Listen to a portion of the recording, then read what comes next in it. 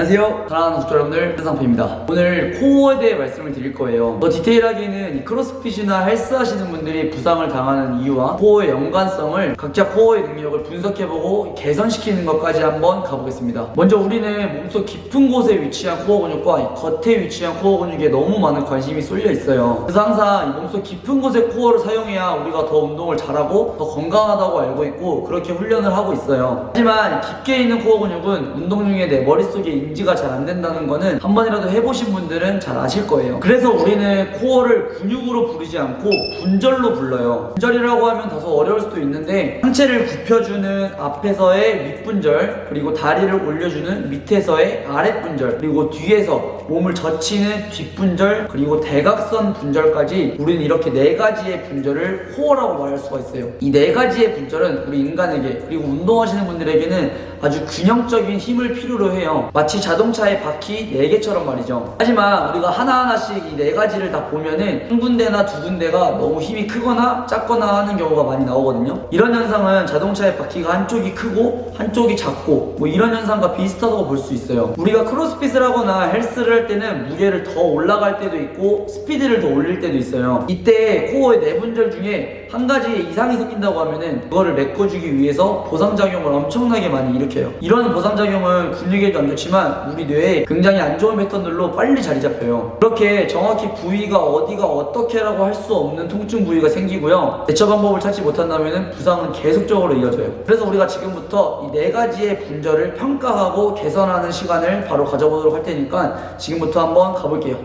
고! 첫 번째 분절은 앞쪽에서 상체를 굽히는 분절이에요. 쉽게 우리가 복근 운동할 때 많이 볼 수 있는 동작인데요. 누운 상태에서 다리를 앞에 벽이나 공중에 무릎을 접어서 띄워놓을 거예요. 왜냐하면 우리가 체력장 하듯이 무릎을 묶어놓고 하면은 허벅지 앞쪽에 있는 대퇴사두근의 사용이 너무 많아져요. 그 상태로 팔꿈치는 최대한 벌려놓고 상체를 앞으로 올려볼 건데 이때 안 좋은 패턴으로는 목을 사용하는 거를 볼 수가 있어요. 그리고 두 번째로 가슴 근육을 사용하려고 팔꿈치를 이렇게 안으로 모으려고 하는 현상도 볼 수가 있어요. 이렇게 안 좋은 패턴들 두 개가 발견이 되었다면 윗분절의 코어가 약하다고 볼 수가 있는데요. 이제 개선하는 방법을 알려드릴게요. 개선 방법은 이 보상 패턴들을 미리 수축시켜 놓는 거예요. 목을 먼저 접어서 수축시켜 놓고 팔을 앞으로 쭉 내민 상태를 만들어 놓은 상태에서 코어의 윗분절만을 이용해서 몸통을 굽혀보는 거예요. 이렇게 했을 때 100%의 코어의 윗분절만을 이용할 수가 있고, 굽히는 힘이 약하다면은 이 동작을 그대로 많은 시간과 그리고 꾸준하게 해주시면은 금방 좋아질 수 있을 거예요.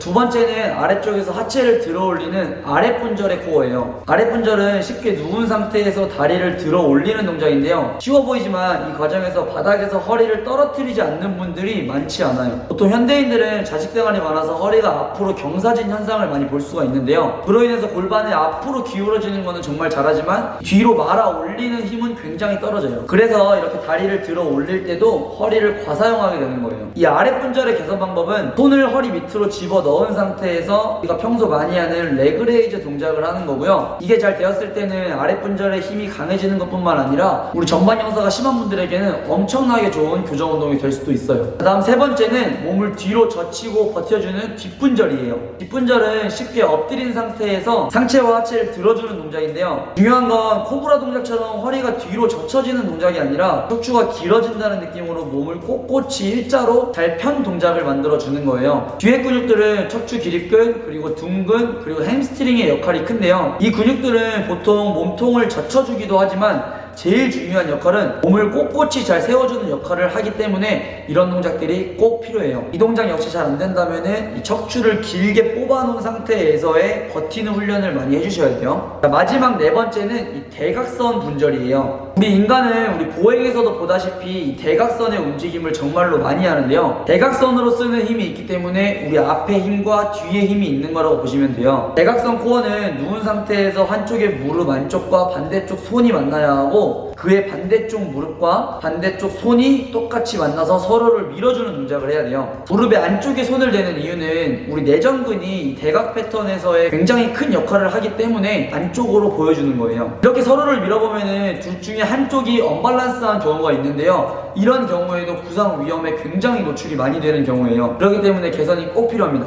제가 방금 말씀드린 이 네 가지의 동작들은 다 평가 그리고 운동까지 포함이 돼요. 이렇게 평가를 해봤을 때 안 좋은 패턴이 나오는 나온다면은 이 방법 그대로 운동을 해서 강하게 만들어 주셔야 돼요. 제일 중요한 거는 이 네 가지의 균형이 잘 맞아야 되고요. 이 네 가지 다 힘이 떨어진 거는 좋지 않아요. 네 가지 다 힘이 잘 발휘가 돼야 돼요. 이 동작들을 조금씩 한다고 엄청나게 드라마틱한 변화가 나오지 않고요. 아침, 저녁 또는 운동 전, 운동 후 이렇게 꾸준하게 해주신다면 굉장한 효과를 볼 수 있을 거예요. 보통 크로스핏 박스에서 운동하시는 분들은 클래스 전이나 클래스 후에 보조 운동을 해주시면 굉장히 좋을 것 같고요. 헬스장에서 개인적으로 운동하시는 분들도 시간을 내가지고 10분 정도만 본인의 약점을 찾고 그거를 개선시켜주면은 무게나 스피드나 전체적으로 파워가 올라오기 때문에 이 근신경에 굉장히 좋은 효과를 볼 수 있을 겁니다. 이렇게 운동함에 있어서 제일 좋은 거는 몸의 균형이고요. 이 균형들은 우리를 안 다치게 해주고 더 운동을 잘하게 만들어주기 때문에 여러분들에게 꼭 필요하다는 걸 잊지 말아주셨으면 좋겠습니다.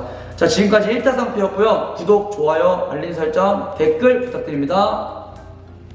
또 봬요.